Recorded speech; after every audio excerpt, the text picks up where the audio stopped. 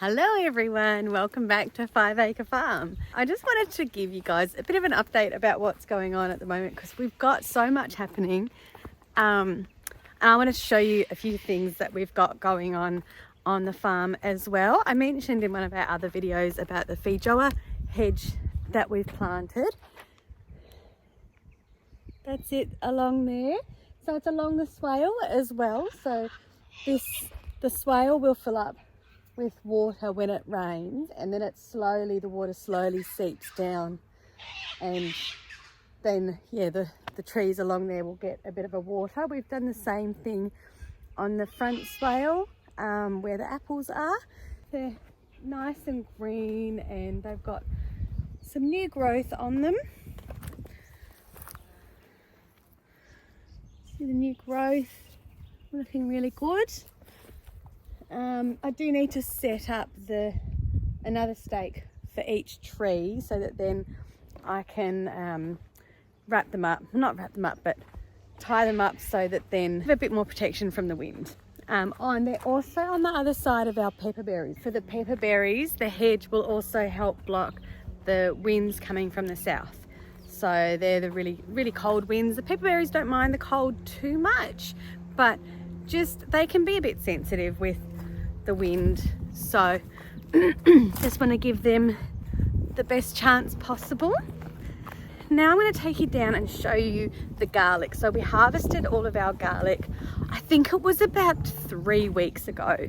So it should sort of cure for 2 weeks. So I've probably let it cure for a bit too long to try the platting. But the variety that we've got is actually the hardneck variety. So there's the soft neck and then the hard neck varieties. The soft neck varieties don't produce escape, which is like where the flower comes from. But those ones you can plat. The hard neck variety you can plat, but you really need to make sure it dries out a bit longer. Yeah, see there's escape right there. So they've still, even though these have been picked about, I think it was 2.5, 3 weeks ago, they're still producing the scape. So they've still got in the stem, they've still got a lot of moisture in them. So I really need to cut them off. Yeah, there's quite a few that have actually got the scapes. See, now we don't want that because if it's got too much moisture in it, then the whole bulb, it won't actually, it's not like more about like the storage life of it. So it'll still be fine and we can still eat them. If we leave the stem on and we plat them, there's too much moisture in that stem, and then that just means it's more prone to rot, which we don't want that. We want to try and keep these guys. So the hard neck varieties, I think they keep 3 to 6 months. But we had some that they say 3 to 6 months, but we had some that we kept for, it would have been over a year, I reckon. Some of them started to reshoot and we actually planted them too, and they did really well. But yeah, we'll see how we go. Okay, I've got some seedlings that I need to plant and some cuttings as well. These are a lot of the plants that we've either taken cuttings from or bought new trees. A pretty ginkgo. These were all cuttings. There's a bit of grass in there as well, but got some lavender in there, and these are different types of salvias. They'll be different colours. There's another one there. So that's real sort of deep colour. And then this one I think is this one. It's the same as this one. So this is all the cuttings as well. They're doing so well. I need to get them in the ground. They're looking really great. This is a hydrangea and a weed. But that's actually got a fair few shoots on it. There's some in there that didn't take, but that's okay. This is how long it's been since we've even moved them. But there's a whole lot of different things in here. We've got our asparagus, got some basil, chilies all along here. I think that's cucumber. These are our loofahs. They're looking a bit dry, but give them some water and they should be fine. Oh, Thai basil. It's being eaten by something though. And then we've got a whole lot more chilies in there.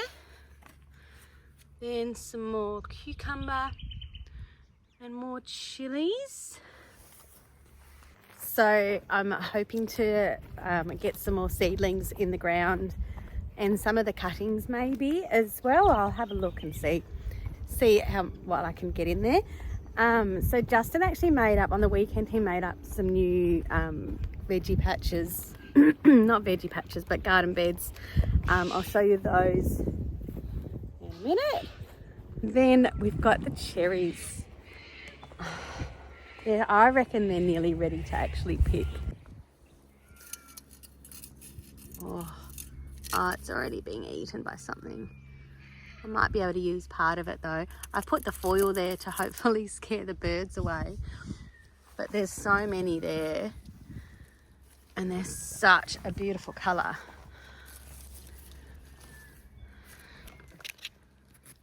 They just look so good. The cherries are actually going to be for, we're doing an Australian Homesteaders Pavlova challenge that we're going to be a part of with a few other different channels. I'll link all the other channels in the description below and you should go and have a look. There's already some that have been made and they look awesome. They look so good. It's such a creative bunch of people. Yeah, you should definitely have a look. Part of the Pavlova challenge is I'm going to be doing it, so I've never actually even made a Pavlova before, which I guess is, yeah, not very Australian of me. It's a very Australian... Sorry, I'm just editing this video and realised that I've said it's an Australian dessert before all of my New Zealand family members jump in saying, hey, it's actually a Kiwi dessert. There is a rivalry between Australia and New Zealand about who invented the Pavlova. So all I'm going to say is that it's an Australian and a New Zealand dessert. So I'll try to keep the peace. All right, back to the normal video.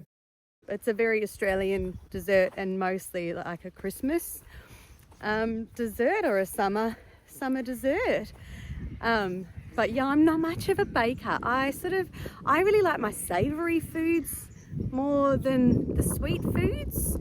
So yeah, there's a bit of a funny story about one time when I think I would have been a teenager and I attempted to make a sponge cake. And sponge cakes are normally spongy. And my sponge cake, when I was reading the recipe, I was like, you've got to do step by step. And I was like, well, why do you have to do that? Why don't you just chuck it all in and see how it goes? Yeah, it didn't work. You had to use a bread knife to cut it. It was delicious. It was almost like a biscuit. It was really yum, but yeah, it was not a sponge cake. It was from a sponge cake recipe, but it was not spongy at all. So yeah, for me, it's going to actually be a challenge to decorate it, and I'm going to try and decorate it using the things that we've got on the farm. So like the cherries and flowers, maybe not coriander flowers, but there's lots of other little edible flowers and things that we've got. We do have some fruit trees and I want to have a look at them to see if there's anything that's ripe. I don't think there is, but yeah, that's all right. And we've got some berries and that kind of thing. Have a look at all of the mulch. This is from the free wood chips that we got delivered. And then Justin's also made up some extra garden beds. The seedlings that I showed you just before, I'm going to try and plant some of them today. Then I've also done trellis for the tomatoes, and the tomatoes are doing really well. So we've got, I'll show you, we've got little flowers. Just a few little ones. Oh yeah, there's some there too. Yeah, so our tomatoes they're going slow because it's been so cold. Oh, that's the other thing too. So with the pavlova, cake, I'm wanting to, obviously I want to try and use our own eggs, but because it's been so cold, our chickens have not been laying at all. So, well, like we've got 14 chickens and we've been getting 2 eggs a day. So there's not even enough for us to all have eggs for breakfast some days, but because it's actually starting to warm up at the moment, we're hoping that I'll be able to get enough eggs to make the cake. Yeah, that's all right. We'll see how we go. From a garage sale, we got a whole lot of irrigation hose. So it's like the drip line hose. So we'll be able to hopefully, well, we've never set it up before. So we want to do a video showing us set it up so that then we'll make mistakes. That's right. You guys can help. And you can, learn from our mistakes. But the people that we got it from, they said that it should be fine to run from a tank that doesn't have a pump on it, so it'll be gravity fed. But he said that it just sort of fills up and it doesn't actually need the pressure for the water to drip through. And so that's the way that they used their old irrigation hoses. So it should work well. It should be all right. The other thing we've got that it's still in a box, and I haven't even taken it out of the box yet, is a beehive. So we need to build that up, and I'll show that in another video later on as well. And then obviously we need to find some bees, get that all set up. But before we get the bees, we want to do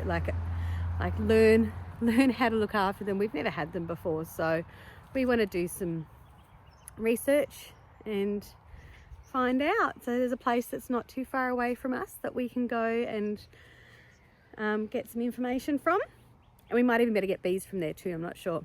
I'll have to have a look. So that's a little update about things that are happening and things that are going on and things that are coming up. Oh, and I've got these to do as well.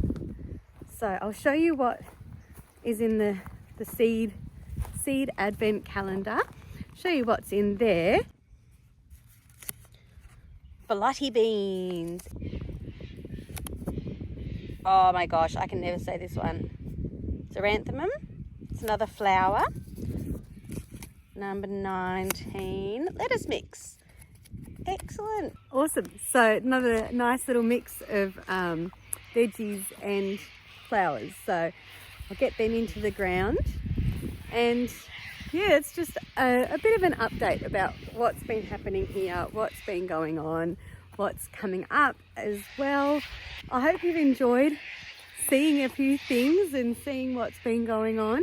I'll see you guys in the next video. Take care. Bye.